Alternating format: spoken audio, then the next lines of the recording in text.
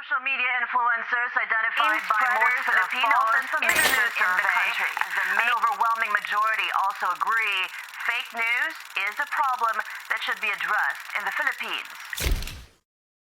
Alam mo ba, ang fake news ay kumakalat 6 times faster kaysa sa totoo.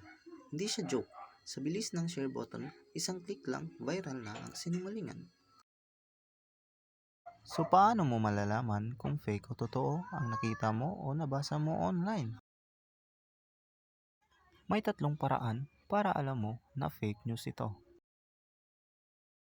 Check the source. Is it from a reputable news organization? Example, GMA, ABS-CBN, Inquirer, and CNN.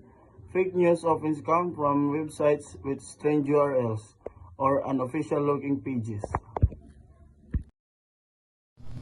Real news includes facts, quotes, data, or reports from credible experts. Fake news often has no sources, uses clickbait headlines, or has emotional language to mislead. Cross-check with other reliable sites. Search with the same story on multiple trusted sites. If it's only reported on one unknown website, it's probably not reliable. Sa panahon ng mabilisang share at viral vibes, isang maling click mo lang, pwede ka nang maging parte ng problema.